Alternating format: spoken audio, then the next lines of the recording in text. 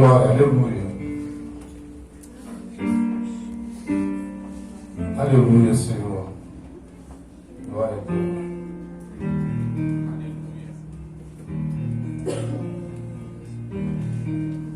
Glória.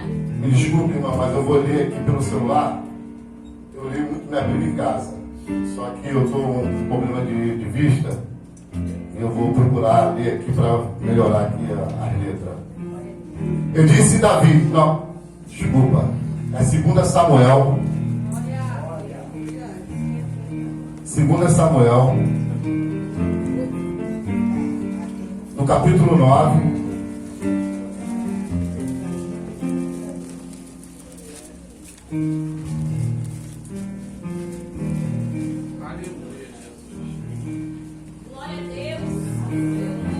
Capítulo 9, versículo 1 até o 5. Amém? E disse Davi: há ainda alguém que tenha ficado da casa de Saul, para que lhe faça a benevolência por amor de Jonatã? E havia um servo na casa de Saul, cujo nome era Ziba, e o chamaram à presença de Davi. Disse-lhe o rei: és tu, Ziba? E ele diz: servo teu. Disse o rei: não há ainda alguém da casa de Saul, para que eu use com ele da benevolência de Deus? Então disse Ziba ao rei: ainda há um filho de Jonatas, aleijado de ambos os pés. E disse o rei: onde está? E disse Ziba ao rei: eis que está na casa de Maqui, filho de Amiel, em Lo-debar. Então mandou o rei Davi e o tomou da casa de Maqui, filho de Amiel de Lo-debar. Amém. Glória a Deus. Pode se assentar. Essa aqui é uma passagem, irmão, muito conhecida, que muita gente já conhece, mas é uma passagem que a maioria das pessoas que levam essa palavra fala muito de Mefibosete, fala muito de Davi. Mas assim, a todo momento, se você for pegar essa passagem na Bíblia, tu vai ver que o mais importante dessa história toda é Maqui. E as pessoas, que levam essa mensagem só falam de Mefibosete e de Davi. Então Mefibosete, todos nós sabemos que é neto de Saul, que foi o primeiro rei de Israel, e filho de Jonatã. Jonatã, ao se encontrar com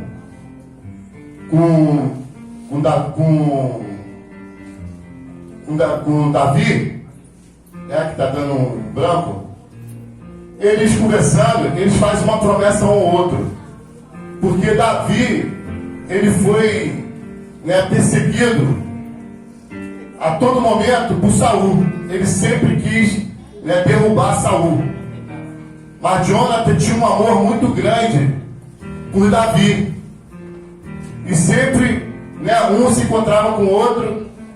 E num encontro desse, Jonathan faz um pedido a Davi, que se um dia ele visse a morrer, que Davi tivesse uma benevolência de seu filho.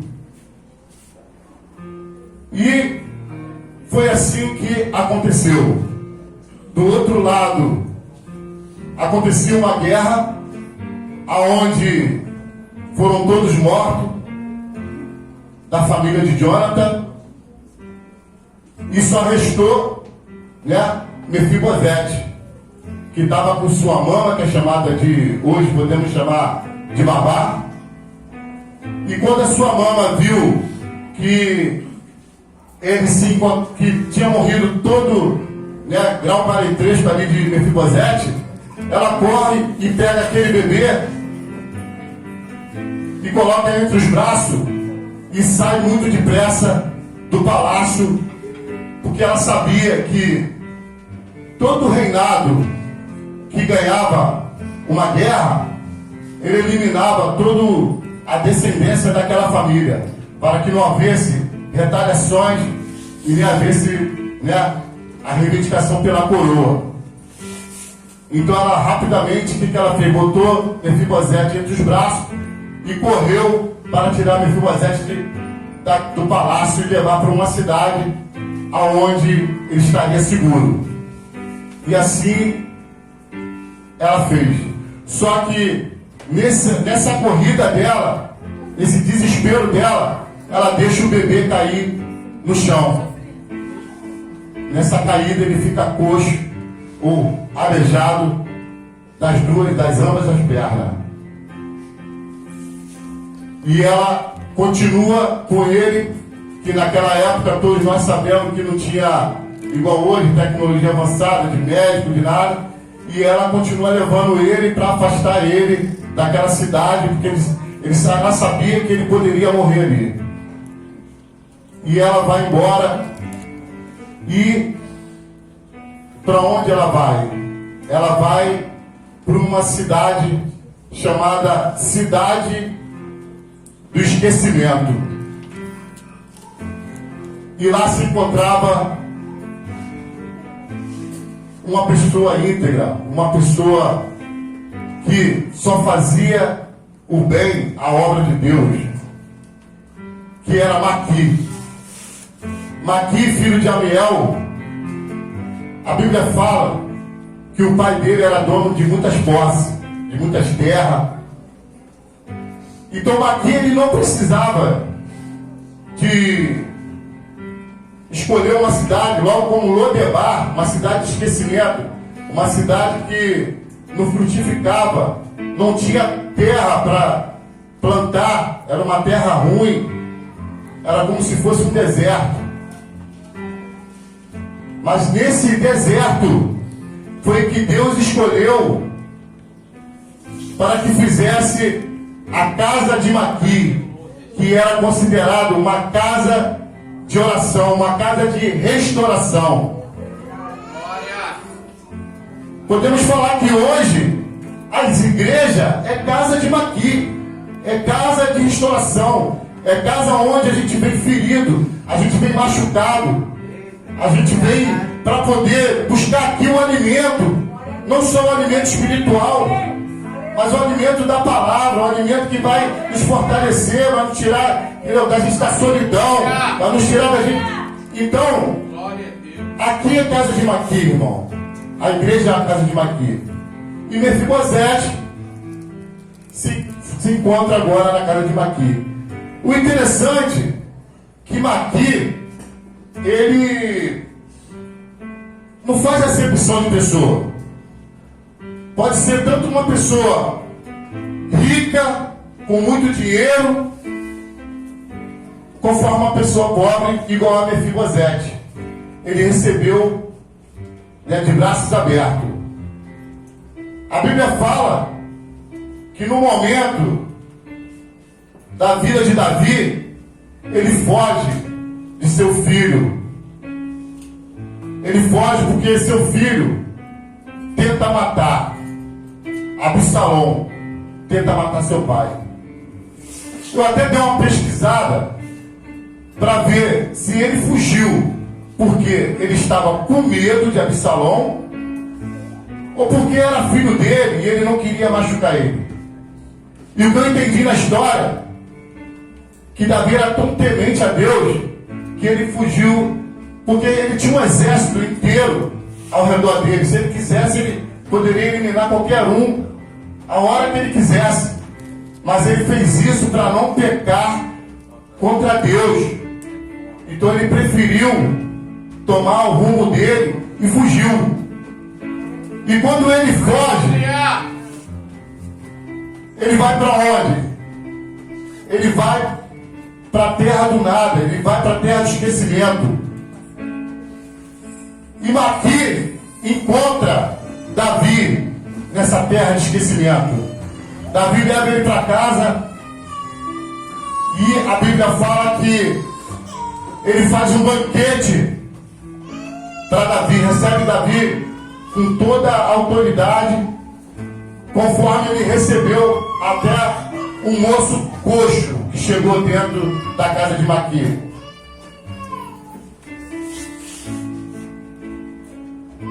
O mais interessante dessa história, irmão, que quando Davi lembra, quando ele está dentro do palácio, lá com toda o aparato de riqueza, de tudo que ele tinha, ele lembra das promessas que ele fez para Jonathan. Ele lembra das promessas que ele fez para Jonathan. E aí, como ele tinha o Ziba era o empregado de Saul. Ele chama Ziba e pergunta para Ziba se ainda há alguém vivo da família de Saul. E responde Ziba: assim, meu senhor, mas ele é aleijado das duas pernas, ele não pode mais andar. O que a gente entende nessa história? Que Ziba, a todo momento, ele está ali como uma semente do mal, só querendo prejudicar o seu príncipe. Porque Mefibosete, ele era um príncipe, ele vivia dentro do palácio. Ele não precisava de correr de nada. Só que, por consequência das guerras, das brigas, ele foi obrigado a ir para uma terra do nada, uma terra de esquecimento. Então o que acontece? Mas aparece o Ziba na história. O Ziba que era para ser um aliado dele, um defensor dele. Mas Ziba era uma pessoa muito que queria o mal de Mefibosete. Por quê? Porque Mefibosete, Ziba sabia que se o rei trouxesse Mefibosete para dentro do palácio, ele teria muitas posses, porque ele era do reinado de Saul. Então tudo que Davi reinou foi de Saul, que foi o segundo rei. Então Ziba sabia disso tudo. Só que Ziba, ele era uma pessoa que ele queria derrubar todos, já tudo, para chegar ao reinado de Davi. Essa era a intenção dele. Então ele pegou, o que ele fez? Começou a falar mal de Mefibosete para Davi, para ver se Davi pegasse Mefibosete e eliminasse Mefibosete. Porque naquela época, quem era coxo, quem era aleijado, quem não tinha serventia nenhuma, era eliminado. É igual no mundo animal. Eu costumo falar lá em casa. Se nasce um filhote que é aleijado, a própria mãe mata, porque sabe que não tem função nenhuma. E assim era no reinado de Davi. Davi, a gente sabe a história de Davi, que Davi era um homem muito ruim, mas era o segundo coração de Deus. Era um cara que se arrependia a todo momento. E todos nós sabemos que hoje, se não fosse pela graça de Deus, nós não estaríamos nem aqui. E segundo, pelo nosso arrependimento. Quando João Batista batizava, a primeira coisa que ele falava é que se você se arrependia. Porque se você não falasse que não se arrependia, em vão seria o teu batismo. Então, irmão, o Ziba, a todo momento, ele nunca deu o braço para ajudar Mefibosete. E no momento da história, fala que começa uma guerra de Israel. E aí Absalão morre. Quando Absalão morre, o Davi volta para o palácio. Quando chega no palácio, o Ziba começa a contar a história dele para Davi, entrando em contradição com a história de Mefibosete. O rei, sem saber o que estava acontecendo, ele pega e acredita nos dois e divide toda a herança que era de Mefibosete, divide no meio com Ziba e Mefibosete. E o interessante é que Mefibosete, a todo momento, ele falava junto com Ziba que ele não podia ir porque ele era coxo, ele se arrastava pelo chão, mas que poderia pegar todo alimento, tudo que ele tinha de riqueza no palácio e levar aonde Davi tivesse. Ziba fazia isso, mas chegava lá, ele não falava para Davi que foi Mefibosete que mandou. Ele falava ao contrário, que Mefibosete queria assumir o seu trono. Então assim, irmão, então que dentro da igreja nós não tenhamos Mefibosete, não tenhamos Ziba aqui dentro, que tenhamos aqui Maqui, homens que estão preparados para guerrear junto com os pastores, junto com a igreja.